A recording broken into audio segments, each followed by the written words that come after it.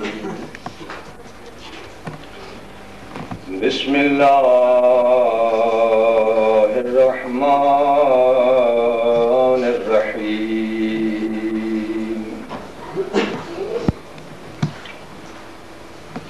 الحمد لله الذي نور قلوبنا بولاء الحسنين وشرفنا باتباع الثقلين،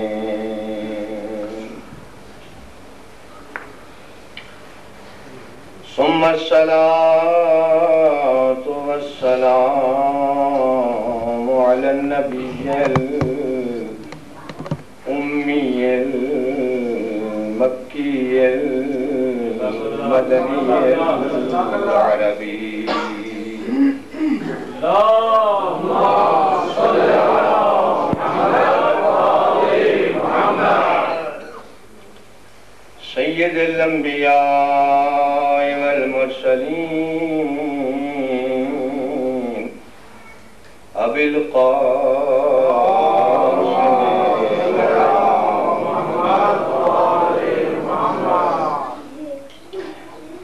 وعلى أهل بيته الطيبين الطاهرين المعصومين الذين أذهب الله عنهم الرجس وطهرهم تطهيرا.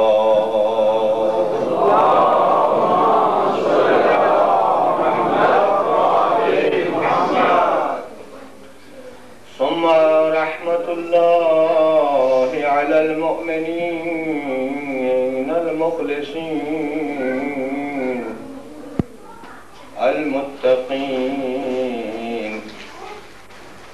ثم لعنة الله على القوم الظالمين المنافقين.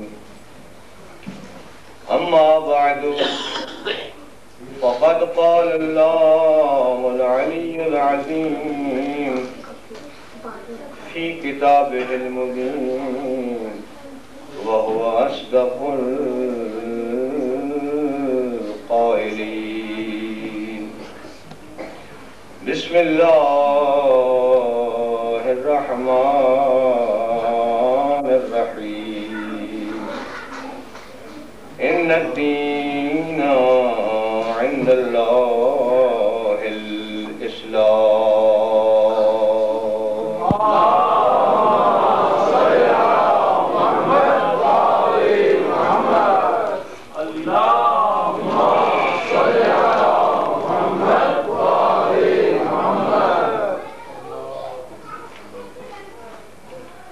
عزیزان گرامی، محترم سامعین، حسب معمول اپنے موضوع کو شروع کرنے سے پہلے خود بخود دل چاہتا ہے کہ آپ کے حق میں دعا کی جائے، اس لیے کہ میں سمجھتا ہوں کہ آپ حضرات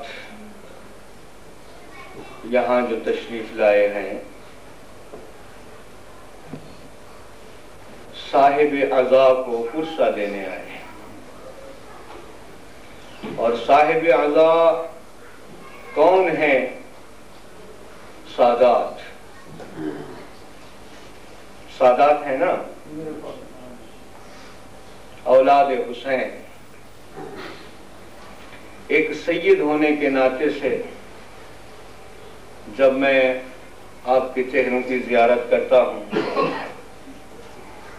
تو خدا کی قسم دل سے یہ دعا نکلتی ہے کہ خداوندہ اس قوم پہ رحم فرما،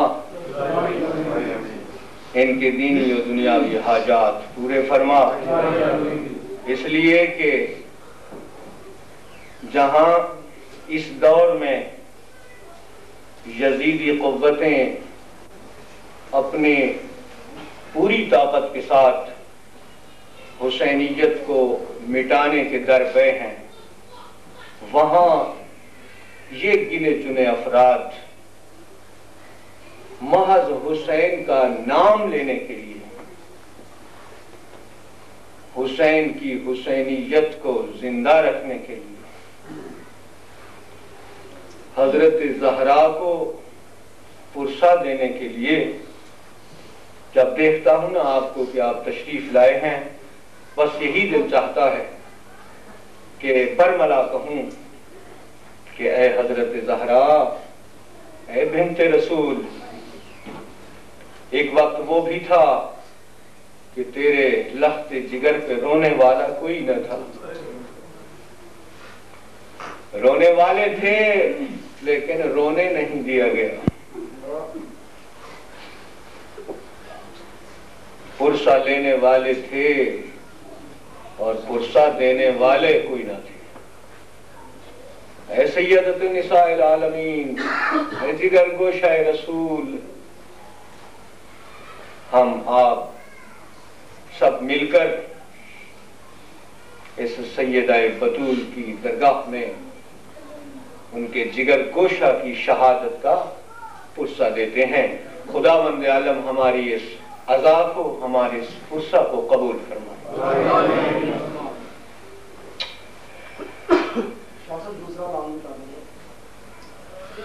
مجلس کے بعد البتہ ایک چھوٹی سی بات وہ یہ کہ کسی صاحب کی گاڑی باہر موجود ہے جس کی لائٹ چینج جو ہے وہ آن ہے، 472، اور جس صاحب کی ہو وہ جا کے اپنی گاڑی کو سنبھالیں،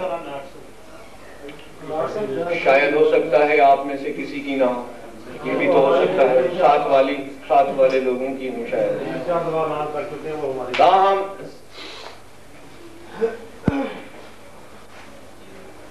اپنے موضوع کو جاری رکھتے ہوئے اپنے سلسلہ کلام کو آپ کی خدمت میں ٹوٹے پھوٹے الفاظ، کم علمی اور کم مائگی کا اعتراف کرتے ہوئے عرض کیا تھا کہ اللہ کے نزدیک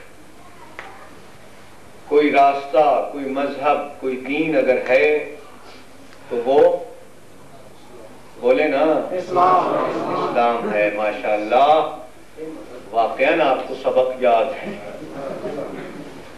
اللہ کے نزدیک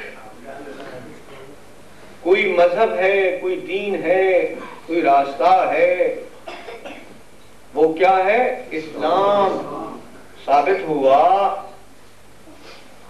کہ باقی جتنے بھی راستے ہیں جو اسلام کے خلاف ہیں، توجہ نہیں کیا آپ نے، وہ اللہ کے نزدیک ان راستوں کی کوئی حیثیت نہیں، خواہ وہ راستہ اس کرۂ ارضی سے آپ کو لے کر فلک ثریا تک بھی لے جائے تو وہ راستہ خدائی راستہ نہیں، چاہے وہ راستہ مریخ تک بھی آپ کو لے جائے تو وہ راستہ خدائی راستہ نہیں۔ ہاں البتہ خدا اگر چاہے اپنے راستے پہ چلانے والوں کو اپنی بارگاہ قدس میں خود لے جائے، یہ علیحدہ بات ہے۔ جو دینا آپ نے تو کل ایک بات میں نے نامکمل چھوڑی تھی کہ جب لوگ یہ سمجھتے ہیں کہ حقیقی دین، حقیقی مذہب اسلام ہے تو پھر اسے قبول کیوں نہیں کرتے؟ یہ جانتے سمجھتے ہوئے بھی کہ آخری منزل انجام محبت اور وجہ خلقت عبادت خدا، محبت خدا ہے، یہ جانتے سمجھتے ہوئے بھی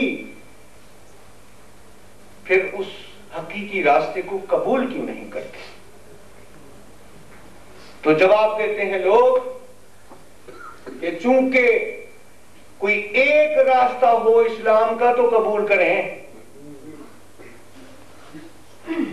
کوئی ایک منزل ہو، کوئی ایک راستہ ہو، کوئی ایک دکھانے والا ہو تب تو قبول کریں۔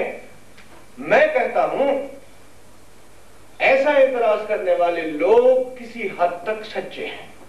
قصور کس کا ہے؟ ہمارا اپنا۔ بات تو وہ سچی کرتے ہیں۔ ایک شخص راہ دکھانے والا کہتا ہے کہ سمندر کے تمام جانور جو ہیں وہ حلال ہیں، توجہ نہیں کی آپ نے؟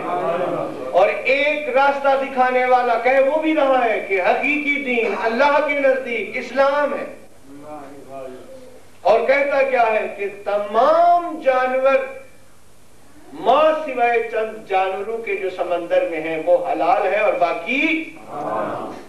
اب جو وہ باہر سے آ رہا ہے اللہ کے راستے کا متلاشی انسان جب حقیقی راستے کو تلاش کرتے کرتے جب اس منزل پہ پہنچتا ہے کہ راہبر اسے مختلف نظر آتے ہیں تو وہ کہاں جائے؟ اس کی مانے یا؟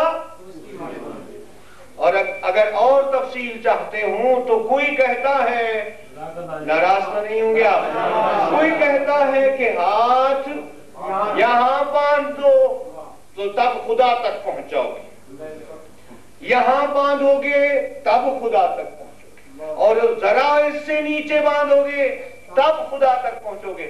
اور ایک کہتا ہے کہ ہاتھ چھوڑ کے جاؤ گے تب خدا تک پہنچیں گے۔ مانے تو کس کی مانے؟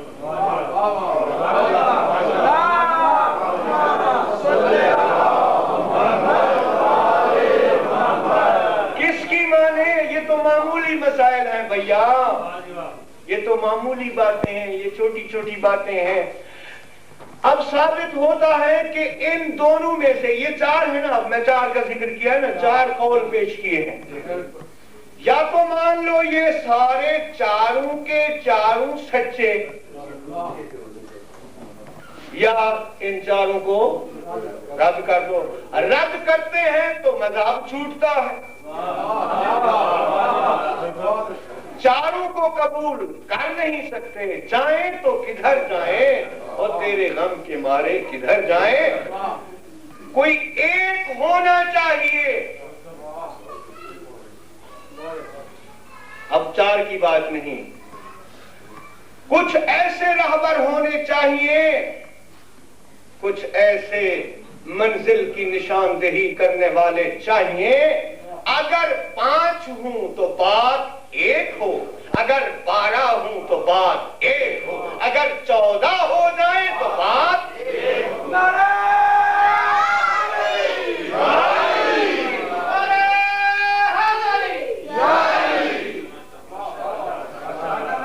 اسی تفرقہ کی بنیاد پہ، اسی اختلاف کی بنیاد پہ اگر ہم کسی کو مجبور بھی کرتے ہیں کہ بھیا ادھر آ جاؤ یہ سیدھا راستہ ہے، تو وہ سب سے پہلی بات یہی کرتا ہے۔ اب اس کو کچھ جواب دینا تو ہے نا، تو ہم آپ کی اجازت سے اگر آپ حکم دیں تو میں ان کو بھی جواب دے سکتا ہوں۔ کیا کروں؟ اپنے جرائم، اپنے قصور، اپنی غلطیاں پھر بھی ہم چھپائیں گے۔ بھائی یہ اپنا المیہ ہے نا، لا الہ الا اللہ محمد الرسول اللہ پڑھنے والوں کی غلطیاں ہیں، یہ ان کا قصور ہے۔ اب باہر سے آنے والے کے لیے ہم اپنی برائیاں تو ظاہر نہیں کر سکتے۔ اگر ہم خود کہیں کہ وہ ایسا تھا، وہ ایسا تھا، وہ یوں کہتا ہے، وہ یوں کہتا ہے، مسئلہ یہ ہے کہ جو چار دیواری کے باہر کھڑا ہے، ہم جب اس کو جواب دیں گے تو یوں دیں گے کہ اور تفرقے کا بہانہ بنانے والے، تم جو کہتے ہو کہ اتنے مذاہب ہیں، اتنے فرقے ہیں، سب کے درمیان اختلاف ہے، حتیٰ کہ خون ریزیاں تک ہوئیں، لڑائیاں تک ہوئیں، لاکھوں انسان قتل ہوئے، کوئی بے گناہ قتل ہوا، کوئی حق پہ قتل ہوا، کوئی ناحق مارا گیا، ہے نا ایسا؟ اسلام پڑھنے والے جانتے ہیں کہ پیغمبر کے بعد سے یہ سلسلہ ایسا شروع ہوا، یہ بدبختی قوم تھی، یہ بدبختی ملت تھی کہ آج تک یہ ملت اسلامیہ، اس ملت اسلامیہ کی تاریخ خون آلود ہے۔ اب باوجود اس کے اب جواب تو دینا ہے نا، تو میں اتنا عرض ضرور کروں گا، وہ باہر سے آنے والوں آنا نہیں چاہتے، اگر آنا چاہو تو مسئلہ ایسا کوئی نہیں۔ کیا تم قیصر ولیم کو بھول گئے ہو؟ جنگ عظیم اول اور پھر ہٹلر، توجہ نہیں کی آپ نے؟ خون ریزیاں تو ہر مقام پہ ہوئی ہیں۔ میں کہتا ہوں تاریخ اسلام میں اتنے انسان نہیں مارے گئے جتنے جنگ عظیم اول اور جنگ عظیم ثانی میں مارے گئے۔ ہیروشیما کی تاریخ گواہ۔ انسان کشوں کی کمی نہیں، یہ قتل و غارت کا بہانہ مت بنائیے، اس لیے کہ انسان کی ابتدائے آفرینش میں یہ بات موجود ہے کہ انسان جب سے پیدا ہوا، بس آ گیا ہوں اپنے موضوع پہ، انشاءاللہ ایک باقی جواب کل، لیکن اتنا ضرور کہوں گا کہ یہ خون آشومیاں، یہ خون ریزیاں، یہ قتل و غارت، یہ دنگا فساد، یہ ضروری نہیں کہ اگر مذہب میں ہے تو اس مذہب کو ہی قبول نہیں کرنا۔ بسا اوقات ایسا بھی ہوتا ہے کہ خدا بھی فرماتا ہے، اے ابراہیم، اے میرے پاک بندے، میں تجھے خلت کی سند اس وقت تک نہیں دوں گا جب تک تم اپنے عزیز بیٹے کی گردن پہ چھری نہیں چلاؤ گے۔ توجہ نہیں کیا آپ نے؟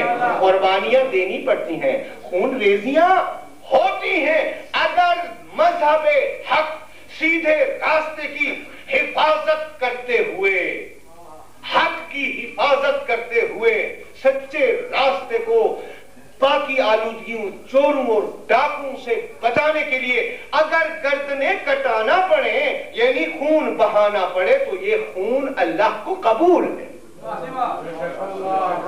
اور یہی خون ہی تو تھا جو کربلا کے میدان میں 61 ہجری کو میں کہتا ہوں اصغر بے شیر کے خون کا اثر ہے کہ آج مسلمان ایک قوت ثالثہ کی شکل میں اس دنیا فانی پر جلوہ گر ہے۔ یہ خون کا اثر ہے، خون حق۔ توجہ کی آپ نے؟ تو عرض کر رہا تھا کہ یہ خون ریزیاں، یہ جب سے انسان پیدا ہوا، اب ابتدائے آفرینش سے فطرت انسانی میں یہ چیز موجود ہے، اس کا گواہ قرآن ہے۔ جب اللہ نے ہمارے بابا یعنی انسانوں کے باپ حضرت آدم کو پیدا کیا، سلوات پڑھیے بل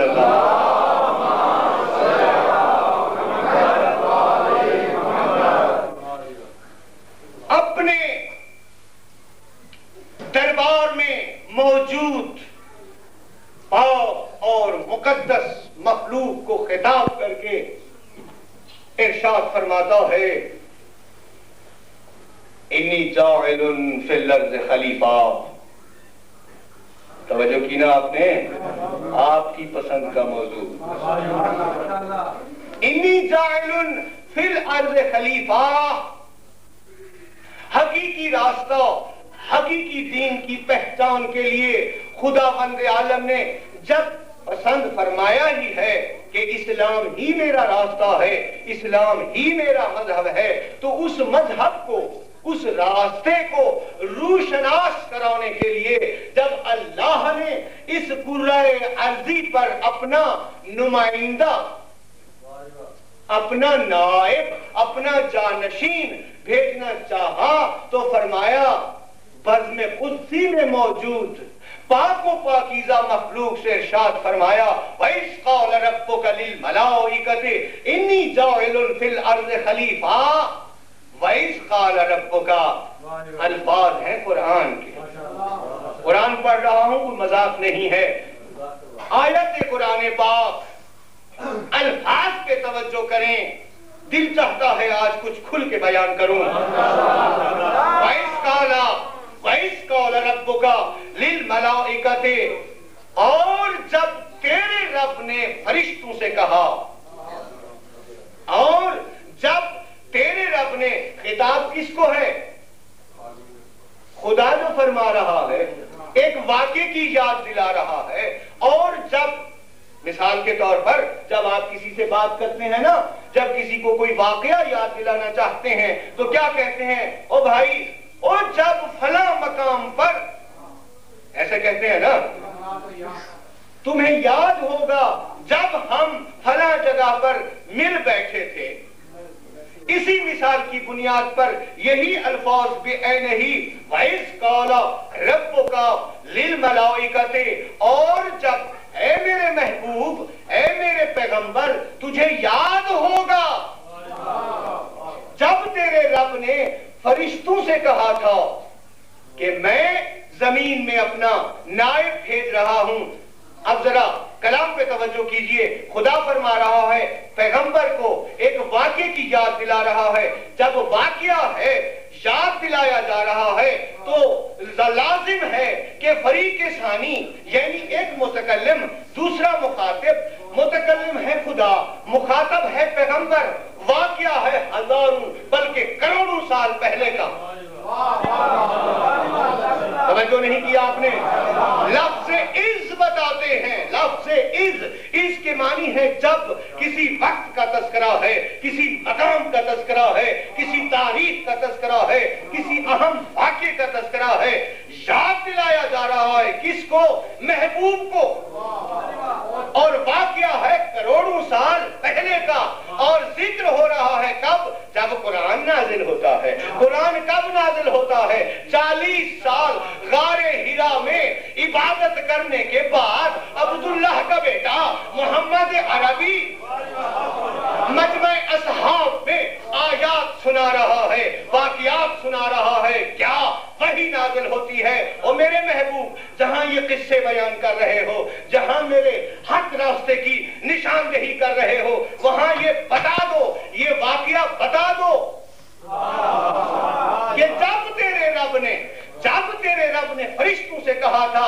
اب ضروری ہو گیا نا کہ ہم اس بات کے قائل ہو جائیں کہ جب اللہ نے آدم کو پیدا کیا تھا اس واقعے میں پیغمبر عربی کا موجود ہونا لازمی ہے. اگر موجود نہ ہوں تو آیت غلط، واقعہ غلط، تذکرہ غلط. کہنے والا ہے خدا اصدق الصادقین. جس کو کہا جا رہا ہے صادق و امین، نہ وہ جھوٹا نہ یہ جھوٹا. واقعہ بھی سچا، کروڑوں سال پہلے کا. محمد پیدا ہو رہا ہے اور نہ کس عقل والا مسلمان. تم تو کہتے ہو کہ 40 سال کے بعد جبریل آیا اور اس نے سینہ چیرا اور کلام کیا. میں کہتا ہوں قرآن کہتا ہے کہ کروڑوں سال، لاکھوں سال، بلکہ اس وقت کیوں نہ کہوں جب کوئی نہ تھا، وقت نہ تھا، نہ زمان تھا، نہ مکان تھا. ایک خدا کی ذات تھی اور ایک وہ تھا اول ما خلق اللہ نوری. سب سے پہلے اللہ نے میرے نور کو پیدا کیا. بلکہ وہ فخر سے کہتے ہیں كنت نبيا وآدم بين الماء والطين. میں تو اس وقت بھی نبی تھا، اور نہ ماننے والوں میں تو اس وقت بھی نبی تھا جب تمہارا بابا آدم پانی اور مٹی میں پتلا بنا ہوا تھا.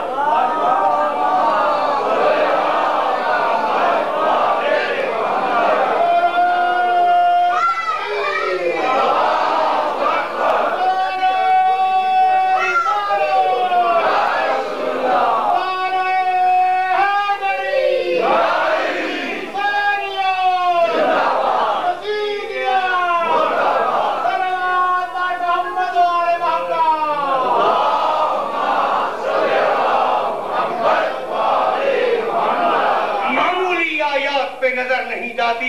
خدا جانے زبان کیوں نہ جل گئی اس شخص کی جس نے کہا تھا حسبنا کتاب اللہ، مجھے اللہ کی کتاب کافی ہے. اور یا تو یہ دعویٰ چھوڑ دو، یا یہ دعویٰ چھوڑ دو، دائرہ اسلام سے خارج ہو جاؤ، ورنہ مان لو ہمارا نبی نبی وہ نبی ہے جو خدا کے بعد پہلی شخصیت ہے. صلوات پڑھ دیجئے محمد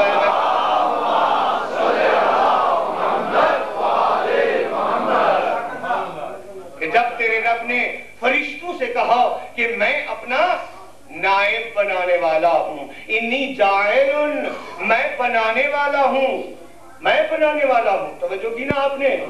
آپ کی توجہ کے لیے الفاظ قرآنی ایک ایک لفظ میں سمندر پوشیدہ ہے. انی جاعل فی الارض خلیفہ، زمین میں خلیفہ میں بنانے والا ہوں. جب خلافت کا باب آتا ہے، جب موضوع خلافت آتا ہے، جب خلافت کی نامزدگی کا موقع آتا ہے، خدا کی قسم بے ساختہ یہ آیت آنکھوں کے سامنے آ جاتی ہے، اس لیے کہ فارمولہ خدا نے پیش کر دیا ہے کہ کل کو کوئی یوں نہ کہے کہ خلیفہ وہ ہوتا ہے جو چند مسلمانوں کی رائے سے بن جائے. حقیقت میں یہ ڈیوٹی خدا نے ان الفاظ کے ساتھ اپنے ذمہ رکھی ہے. کیا؟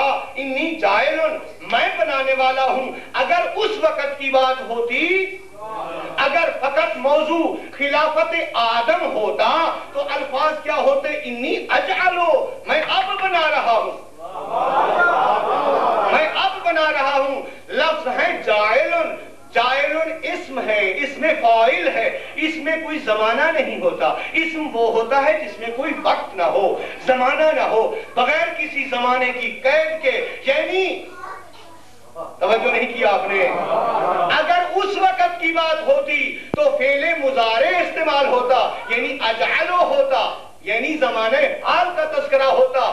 جاعل، جان بوجھ کر خدا نے آخر فیصلہ جو کرنا تھا ایک ایسا لفظ استعمال کیا جس میں کوئی زمانے کی قید نہیں، کسی وقت کی قید نہیں، نہ کل کی بات، نہ کل کے لیے مخصوص، نہ آج کے لیے مخصوص، نہ آنے والے زمانے کے لیے مخصوص. یعنی ثابت کیا ہوا؟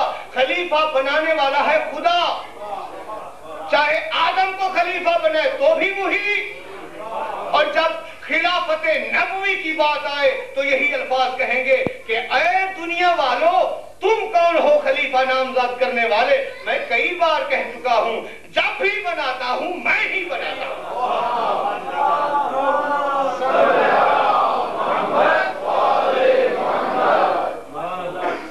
اپنا نائب جانشین، زمین پر اپنا جانشین بنا رہا ہوں. کس کو؟ آدم کو، بابا آدم کو. وہ آدم جو زمین کے 4 عناصر سے مل کر بنا.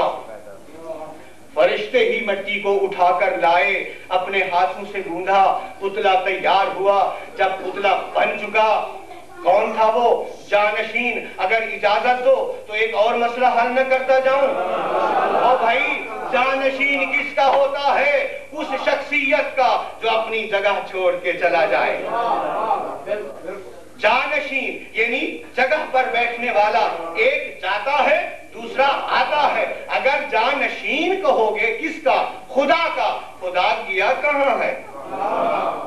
خدا تو ہر جگہ موجود ہے، وہاں بھی موجود، یہاں بھی موجود. جانشین کس کا؟ توجہ نہیں کیا آپ نے؟ کمال ہے، میں تو سمجھتا ہوں آپ بہت سمجھدار ہیں. جانشین تو تب کہیں جب خدا علیاذ باللہ نقل کفر نہ باشد کہ خدا اپنی ولایت کو ختم کر کے کسی اور ولایت میں چلا جائے اور پھر آئے آدم. خدا کی قسم ایسا نہیں، بلکہ معنی یوں کریں گے. ہمیشہ پڑھتے ہو جانشین، میں نے بھی کہہ دیا جانشین، لیکن جب اس بات پہ نظر جاتی ہے تو کفر لازم آتا ہے. کہنا پڑتا ہے نمائندہ. نمائندہ کیسا نمائندہ؟ یا تو اس شکل کا ہو یا اس صورت کا ہو. اب ایسا ہونا چاہیے نا جو خدا کا پیغام انسانوں تک پہنچائے. ادھر خدا سے تعلق، ادھر انسانوں سے تعلق. خدا کا پیغام خدا کی دربار سے انسانوں تک.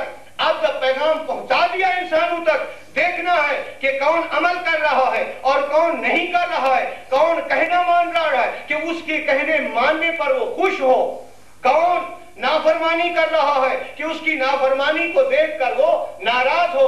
اب وہ نمائندہ نمائندہ خدا یعنی خدا کے آثار کو ظاہر کرنے والا. اب دیکھیے گا انسانوں کو کہ انسان اگر دل سے پیار کر رہے ہیں تو نمائندہ خدا کے چہرے پہ مسکراہٹ آئے گی. اگر وہ بغض رکھ رہے ہیں تو نمائندہ خدا کے چہرے پر آثار ناراضگی ظاہر ہوں گے. تو کہنا پڑے گا کہ وہ چہرہ حقیقی نمائندہ خدا کا وہ چہرہ اس کا اپنا نہیں بلکہ وجہ اللہ ہے.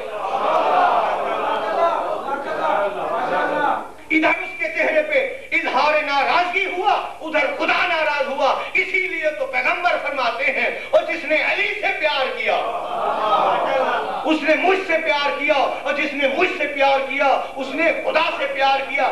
حقیقت ہے نا, کیونکہ نمائندہ خدا کی شان یہی ہے کہ وہ ناراض ہو تو خدا ناراض, وہ راضی ہو تو خدا راضی, وہ خوش ہو تو خدا خوش. اگر وہ نمائندہ خدا کسی کا دشمن بن جائے تو خدا اس کا دشمن. اگر وہ نمائندہ خدا کسی جنگ کے میدان میں جا کر کسی کا مقابلہ کرے, حقیقت میں وہ اس کا مقابل نہیں خدا کا مقابل ہے. توجہ نہیں کیا آپ نے. اب وہ نمائندہ خدا خدا کا نمائندہ ہے, چاہے اسے حکومت ملے یا نہ ملے, چاہے اسے بادشاہت ملے نہ ملے, چاہے اسے ولایت ملے یا نہ ملے, چاہے اسے گورنمنٹ ملے نہ ملے, وہ جہاں بھی ہو خدا کا نمائندہ ہے. مسجد میں بھی ہو تو بھی خدا کا نمائندہ ہے, اور پھر یہودیوں کے باغ میں اگر مزدوری کر رہا ہو تب بھی.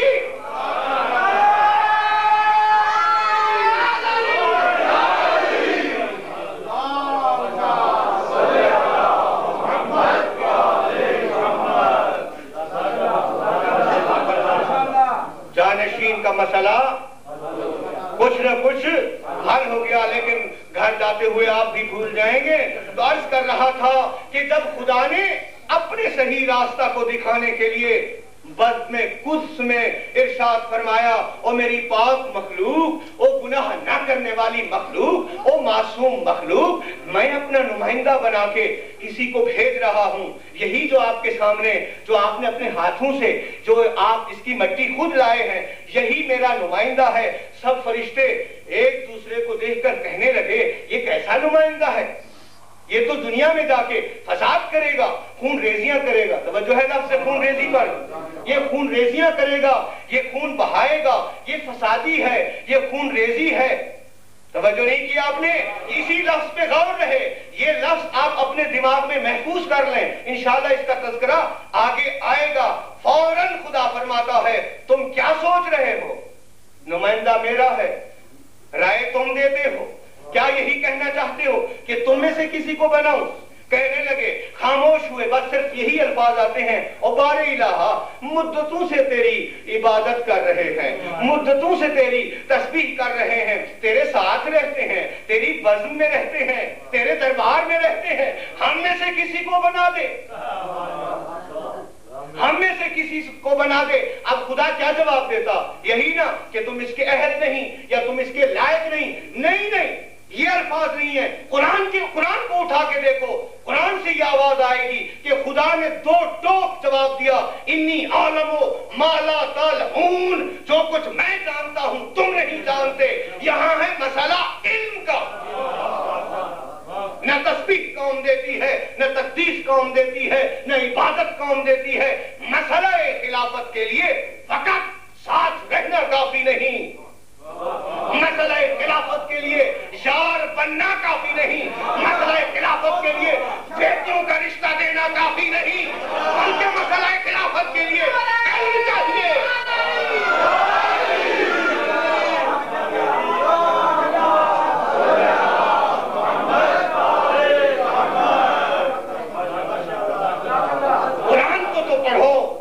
خدا کی قسم دعویٰ ہے قرآن سے باہر نہیں جائیں گے.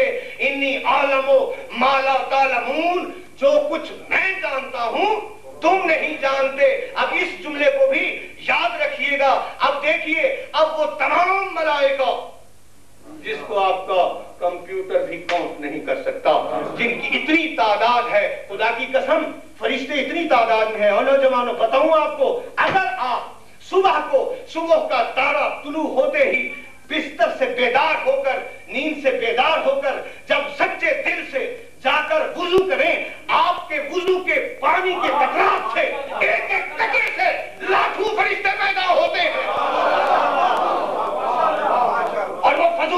پیدا ہوتے بلکہ اللہ کا حکم ہوتا ہے، اور اس پاکیزہ پانی سے نوری مخلوق جو تم پیدا ہوئے ہو تم پر واجب کرتا ہوں، جب تک یہ نوجوان اس وضو کے ساتھ موجود ہے اور کروڑا فرشتے، تم پر یہ لازم ہے کہ اس کے لیے، اس کے آباء و اجداد کے لیے، اس کی 7 پشتوں تک کے لیے استغفار کرتے رہو۔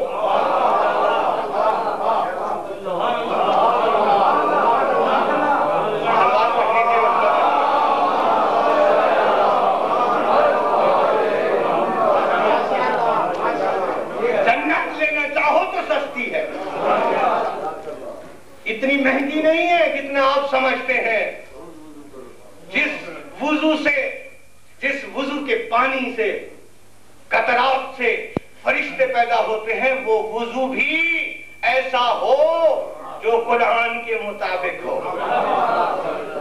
وضو بھی قرآن میں ہے، ہم کچا وضو نہیں کیا کرتے، اس وضو کی تفصیل بھی قرآن میں ہے، اور وضو وہی حق وضو ہے جو قرآن کے الفاظ کے مطابق ہے۔ تو عرض کر رہا تھا کہ کروڑوں فرشتے، مقدس مخلوق، نوری مخلوق اگر مل کر بھی یہ فیصلہ کر دیا خداوند عالم نے کہ تمہاری تسبیح و تقدیس کسی کام کی نہیں، ویسے تو بہت عظیم ہے لیکن خلافت کے لیے نہیں، خلافت کے لیے یہ کارآمد نہیں۔ تمہاری اتنی بڑی تعداد مسئلہ خلافت کو حل کرنے کے لیے، توجہ نہیں کی آپ نے، تم مقدس مخلوق ہو، پاکیزہ مخلوق ہو، تم میں کوئی گناہ نہیں، تم نے کوئی عیب نہیں، تم نے چوری نہیں کی، تم نے ڈاکہ نہیں کیا، تم نے زنا نہیں کیا، تم نے شراب نہیں پی، اور تم کلب میں نہیں گئے، تم نے ڈانس نہیں کیا، تم نے برے کام نہیں کیے، حتیٰ کہ تم نے بتوں کی عبادت بھی نہیں کی، تم نے بتوں کی بھی پوجا نہیں کی، تم پاک و پاکیزہ ضرور ہو۔ اگر سب کے سب آسمان ہو، زمین ہو، کائنات ہو، کہکشاں، تمام عالم کے فرشتے مل بھی جاؤ اور ایک رائے پہ قائم بھی ہو جاؤ تو خدا کی قسم یہ وہ مسئلہ ہے کہ تم سب کی رائے ایک طرف اور مسئلہ علمی ایک طرف۔ تو خلافت کے لیے معیار کیا ہے؟ علم۔ شاباش، اسی لیے تو آپ سب حاصل کرتے ہیں نا۔ یہ وہ علم نہیں، یہ وہ علم نہیں جو ہمیں لمحہ فکریہ ہے، کہتے ہوئے مجھے بھی شرم آ رہی ہے۔ آپ خود سمجھیں، سوچنے کی کوشش کریں۔ عزیزان گرامی، یہی 10-12 دن تو ہیں حق کہنے کے۔ اب مجھے کہتے ہوئے شرم آتی ہے، جس دل میں قبر حسین ہو، جس زبان پہ نام علی ہو، جس زبان پہ 12 ائمہ کا نام ہو، جس کا نام اسلامی ہو، وہ غیر اسلامی کام کرے۔ کچھ جچتی نہیں یہ بات، سجتی نہیں یہ بات۔ ہم اپنے آباء و اجداد کے سامنے معمولی سا گناہ بھی نہیں کرتے۔ کبھی آپ نے اپنے والد کے سامنے کوئی ایسی غلطی کی ہے؟ اس لیے کہ بابا سامنے ہیں، اماں سامنے ہیں، بزرگ سامنے ہیں، ہم ایسا گناہ نہیں کر سکتے، ہم ایسی غلطی نہیں کر سکتے۔ اور جب خدا سامنے ہو، خالق کائنات سامنے ہوتا ہے، جس کا ہم جرم کر رہے ہیں، جس کا ہم گناہ کر رہے ہیں، وہ دیکھ رہا ہے۔ اب یہاں سے اندازہ لگائیں، اس کو غصہ بھی تو آ سکتا ہے نا، آتا ہے، آیا ہے۔ قوم لوط سے پوچھو، قوم داؤد سے پوچھو، قوم عاد و ثمود سے پوچھو، قوم فرعون سے پوچھو، وہ جب آتا ہے غصے میں تو ایک لمحے میں کچومر نکال کے رکھ دیتا ہے، اور جب اس کی رحمت کا دریا تلاطم میں ہو تو پھر آنکھوں سے دیکھتا رہتا ہے اور فرشتوں سے کہتا ہے چونکہ اس کے دل میں قبر حسین ہے، اس کے لیے استغفار کرو، اس کو چانس دو، اس کو موقع دو، اسے توبہ کرنے کا حق دو۔ کہیں ایسا نہ ہو کہ خدا نے ہمیں یہ حق بخشا ہے اور ہم اس حق کی خلاف ورزی کریں۔ عزیزان گرامی، اس بات پہ آپ ہمیشہ متوجہ رہیے گا کہ علم حاصل کرو، علم دین۔ اب وہی دین جو سیدھا راستہ ہے، جو حقیقی راستہ ہے، اس کے بغیر کوئی مسئلہ حل نہیں ہو سکتا۔ تو میں عرض کر رہا تھا کہ فرشتوں نے کیا سوال کیا تھا کہ ہم تسبیح کرتے ہیں، تقدیس کرتے ہیں، ہم میں سے کسی کو بنا دے۔ تو خدا نے کیا فرمایا تھا؟ جواب دیجئے نا کہ جو کچھ میں جانتا ہوں تم نہیں جانتے، جو علم میرے پاس ہے وہ تمہارے پاس نہیں ہے، اور جو علم میں اپنے اس نمائندہ کو دینے والا ہوں وہ تمہارے پاس نہیں ہے۔ اتنی سی بات پر، فرشتوں کی اتنی سی بات پر اللہ نے برملا یہ حکم دیا، او پاک و پاکیزہ مخلوق، تم نے میرے کام میں معمولی سی مداخلت کی ہے، آؤ پھر سجدہ کرو اس کو۔ توجہ نہیں کیا آپ نے؟ سجدہ کرو اس کو۔ اب کس کو سجدہ ہو رہا تھا؟ آدم کو؟ مٹی کو سجدہ ہو رہا تھا؟ قطعاً نہیں۔ آدم مٹی کا پتلا مسجود نہیں بن سکتا، معبود نہیں بن سکتا، قابل سجدہ نہیں بن سکتا، بلکہ پوچھوں گا میں اپنے آپ سے بھی اور آپ کے ایمان سے بھی، کتب تفاسیر سے بھی، اقوال ائمہ سے بھی، تو ہر طرف سے یہ صدا بلند ہوگی کہ آدم بذات خود مسجود نہ تھا۔ آدم میں وہ چیز بذات خود موجود نہ تھی جو سجدے کے قابل بناتی آدم کو۔ ایک ایسی چیز تھی۔ کب سجدے کا حکم ہوا؟ اللہ فرماتا ہے وَنَفَخْتُ فِيهِ مِنْ رُوحِي، میں نے اس میں اپنی روح کو پھونکا۔ اب روح کیا ہے؟ روح بھی تو خدا کی پیدا کردہ چیز ہے۔ روح کیا ہے؟ وہ چیز ہے الروح من امر رب۔ روح جو ہے وہ اللہ کا ایک حکم ہے، اور اللہ کا حکم جس کا کوئی زمانہ ہمارے سامنے نہیں، کوئی لمٹ نہیں، کوئی وقت معین نہیں، پھر بھی بات وہاں تک پہنچتی ہے کہ پیغمبر سے پوچھیں کہ کیا کون سی چیز سب سے پہلے پیدا ہوئی، کیا پیدا ہوا؟ تو فوراً فرماتے ہیں اگر سب سے پہلے خدا نے کسی چیز کو پیدا کیا ہے تو وہ میرا نور ہے۔ بے ساختہ کہنا پڑے گا کہ وہ روح جو اللہ نے آدم کے پتلے میں پھونکی تھی وہ کیا تھا؟ نور محمد تھا۔ خدا کی قسم، ادھر نور محمد آدم کی پشت میں آیا، ادھر لسان باری حرکت میں آئی، اور میری پاک مخلوق اب کرو سجدہ آدم کو۔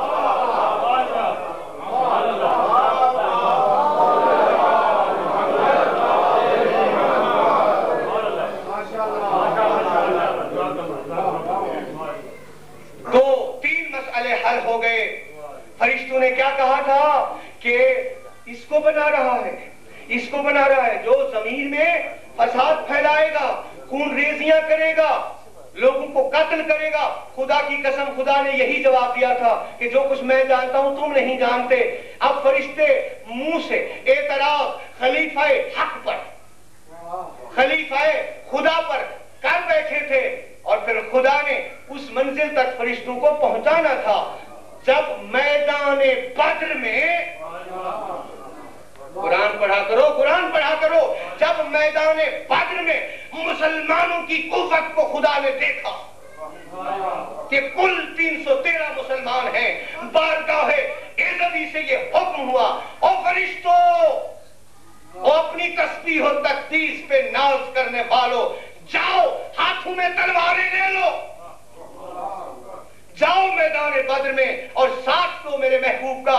اب وہی فرشتے جو ہزاروں بلکہ کروڑوں سال پہلے آدم پہ یہ الزام لگا رہے تھے کہ یہ وہ انسان ہے جو انسانوں کو قتل کرتا ہے، اب وہی فرشتے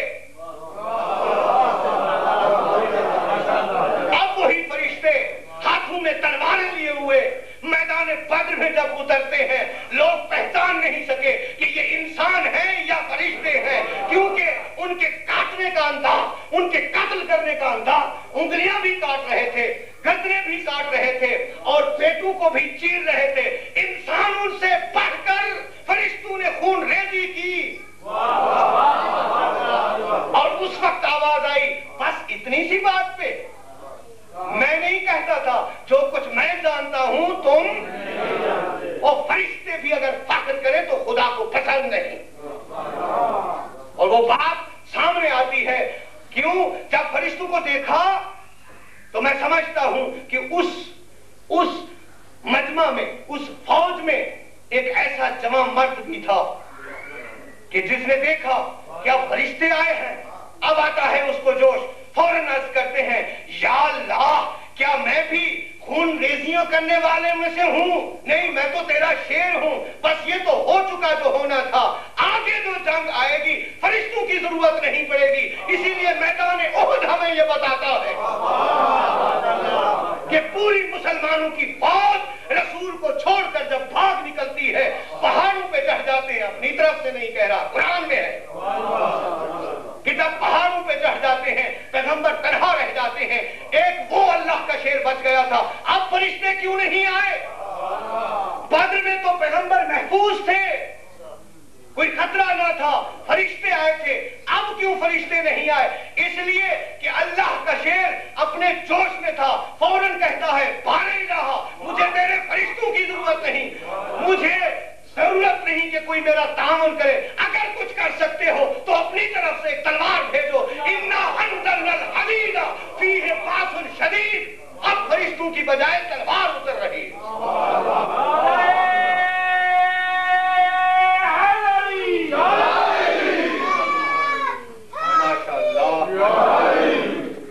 اب آپ کی توجہ ہو گئی،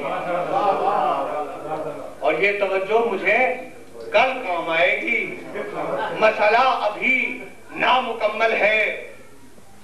تو عرض کر رہا تھا کہ معصوم خواہ اجتماع بھی کر لیں تو خدا کے خلیفہ کو نامزد نہیں کر سکتے، اس لیے کہ خدا کا بنایا ہوا ہے، خدا کے بنائے ہوئے کے مقابلے میں نہ نبی کو اختیار ہے نہ امام کو اختیار ہے، اپنا اختیار استعمال نہیں کر سکتے، ہر وقت محتاج وحی ہیں کہ اپنے بعد کس کو نائب بنائیں، خدا کے حکم کے محتاج ہیں۔ اسی لیے میں عرض کرتا ہوں کہ جس میں وہ پوزیشن ہوگی، جس معیار پہ خدا اپنے خلیفہ کو دیکھنا چاہتا ہے، وہ معیار کیا ہے؟ علم، اور اسے کہتے ہیں علم لدنی۔ جو بھی علم لدنی کا مالک ہوگا وہی خلیفہ خدا ہوگا۔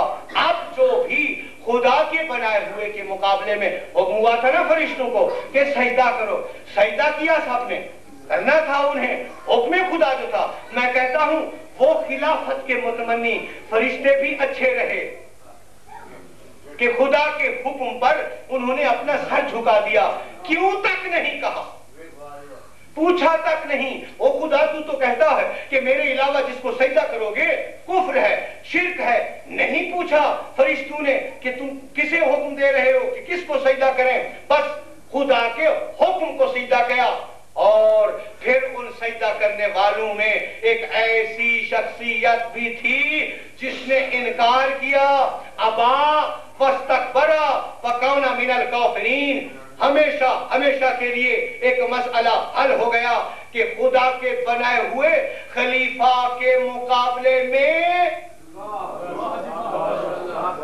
میں کہتا ہوں شیطان نے سجدے سے انکار نہیں کیا۔ بندگان خدا غور فرمائیے، وہ شیطان، وہ ابلیس جو 50 ہزار سال تک رکوع و سجود میں ٹھہرا رہتا تھا، اسے کیا تھا کہ ایک مرتبہ پیشانی جھکا دے۔ جو چیز ابلیس کو لے ڈوبی وہ تھی تکبر، وہ تھی اپنے اوپر ناز، اس عبادت پہ ناز، اپنی سرداری پہ ناز، اپنی دولت پہ ناز، اپنے قبیلے پہ ناز، اپنی جمعیت پہ ناز۔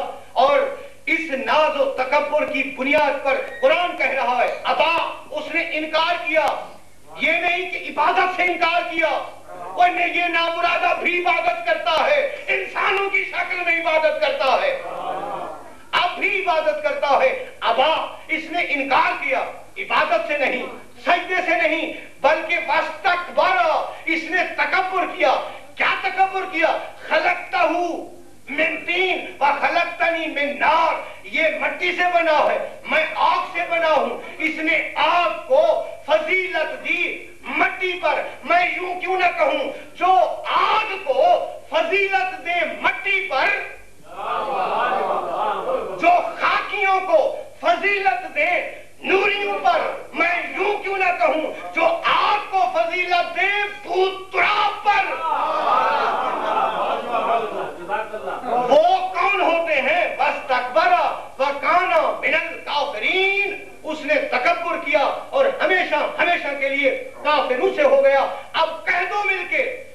اجازت ہے قرآن کی طرف سے، کہہ سکتے ہو، کوئی نہیں روکنے والا۔ اس بات کو اپنے ایمان میں شامل کر لو، اپنے عقیدے میں شامل کر لو۔ جو بھی چاہے کتنا بڑا عبادت گزار بھی کیوں نہ ہو، جو بھی اللہ کے بنائے ہوئے خلیفہ کا انکار کرے یا اس کے مقابلے میں آئے، وہ کافر ہوتا ہے۔ اب چاہے وہ رسول کا رشتہ دار بھی کیوں نہ ہو، چاہے رسول کی بیوی بھی کیوں نہ ہو، چاہے رسول کا دوست بھی کیوں نہ ہو۔ صلوات پڑھیے۔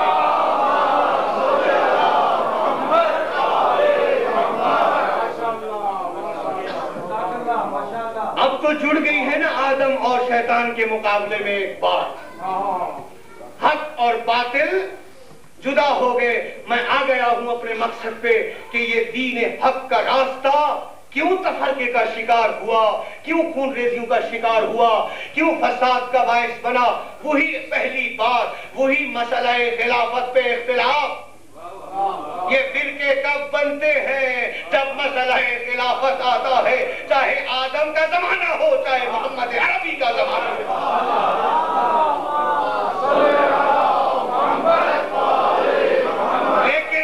لیکن حق رہا، باطل باطل رہا۔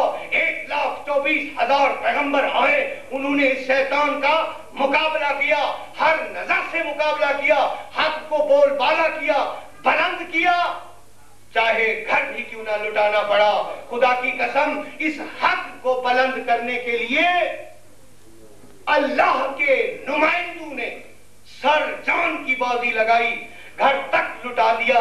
حکم خدا کے سامنے رزم بقضائہ فتسلیما لامرہ انا للہ و انا الیہ راجعون۔ یہ حق و باطل کا مارکا آج 61 ہجری کا واقعہ کہ حق و باطل اپنے پورے عروج کے ساتھ کربلا کی تپتی ہوئی کارزار ریتی پر آج آپ کے سامنے ہے۔ خدا کی قسم، آج وہ فیصلہ ہونے والا ہے۔ حق حق رہے گا، باطل باطل ہو جائے گا، اور باطل گالی بنے گا، حق تقدس بنے گا، شرف بنے گا۔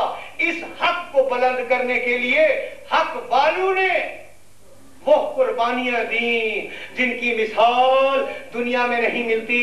عزادارو، کل میں نے ایک شخصیت کا تذکرہ کیا تھا کہ جس نے واقعہ کربلا سے پہلے حسین کی عظمت پہ قربان ہو کر نام حسین کو زندہ رکھنے کے لیے اپنے آپ کو قربان کیا۔ اب مسلم بن عقیل دنیا سے رخصت ہوئے۔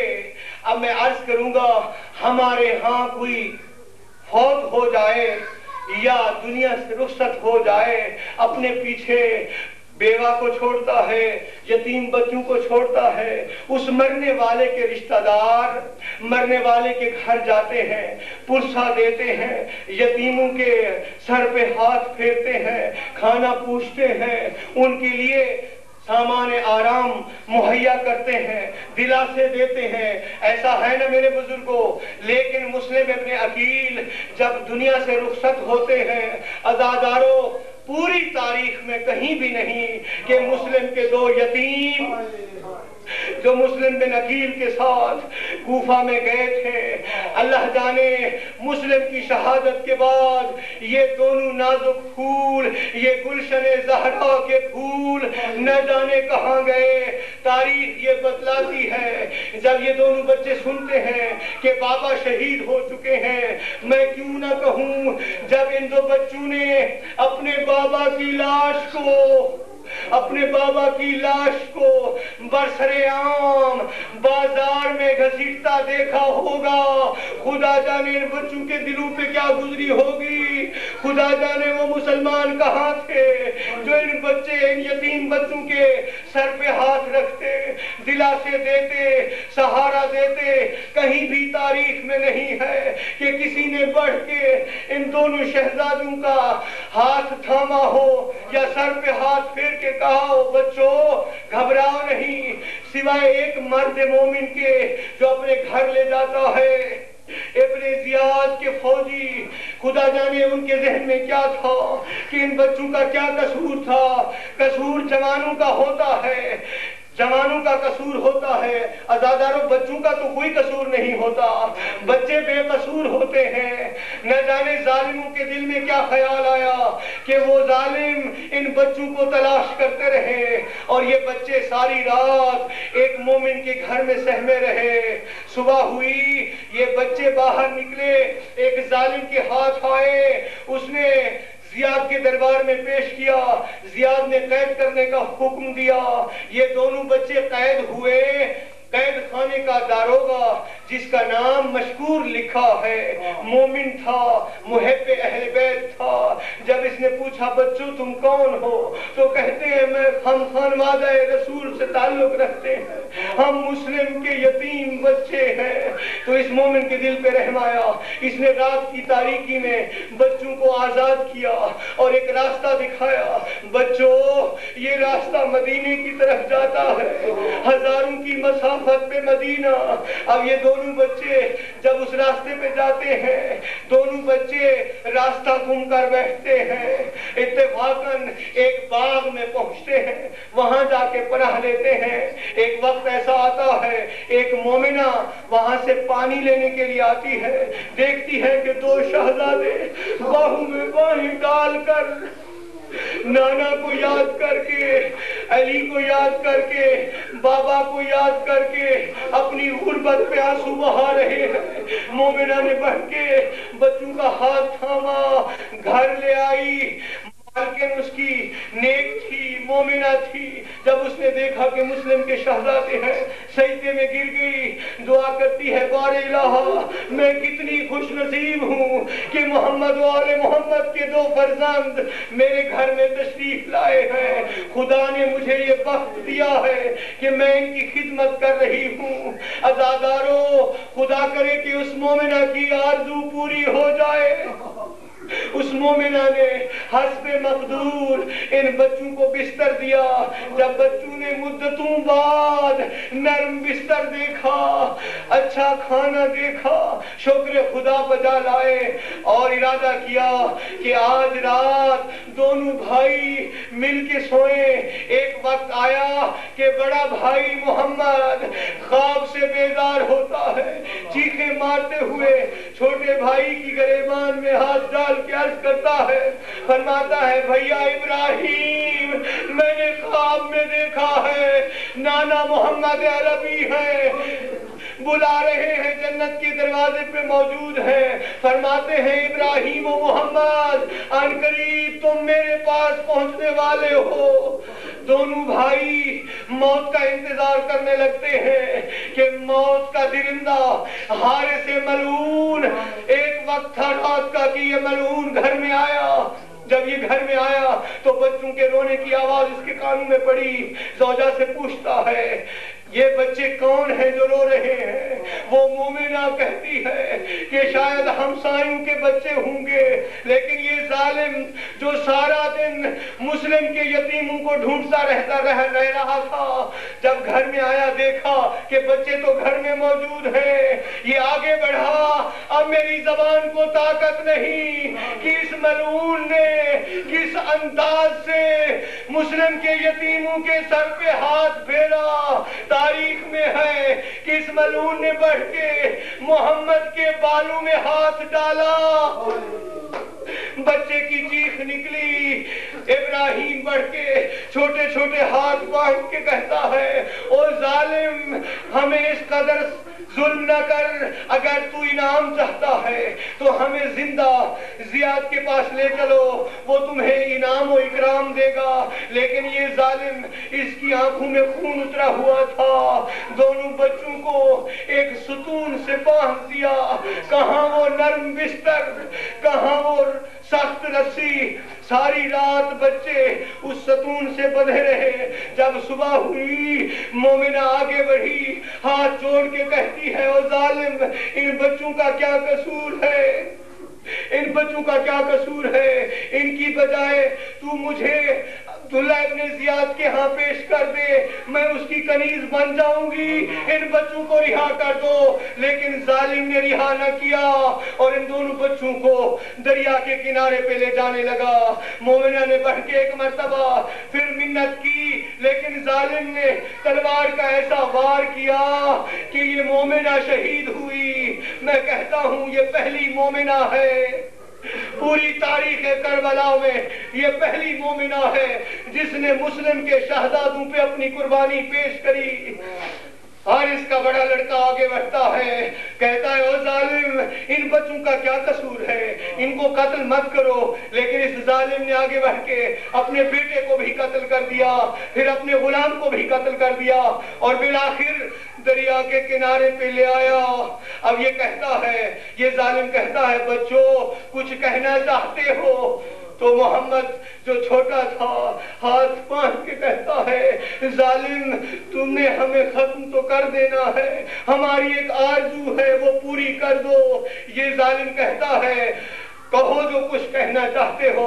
بچوں نے کہا او ظالم ہمارے خاندان کا یہ اصول ہے کہ ہم نے کبھی بستر کی موت کو قبول نہیں کیا، ہم نے ہمیشہ سجدے کے عالم میں اپنی گردن کٹائی ہے۔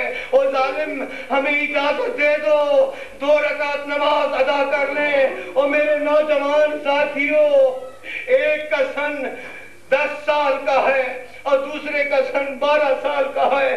کہاں ہے حسین کے ماننے والے وہ 12 سال اور 14 سال اور 10 سال کے بچے کہ اہل بیت کے چھوٹے چھوٹے بچے موت سے نہیں گھبرا رہے، اپنی زندگی کی بھیک نہیں مانگ رہے، کہہ سکتے تھے نا کہ ہمیں معاف کر دو، ہمیں چھوڑ دو۔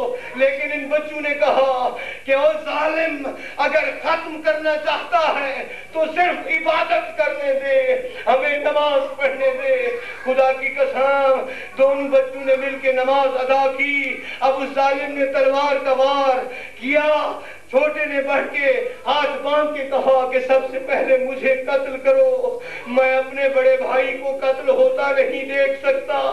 انداز محبت کو دیکھیے، خدا کی قسم اس ظالم نے وار کیا، سب سے چھوٹے کو پہلے قتل کیا۔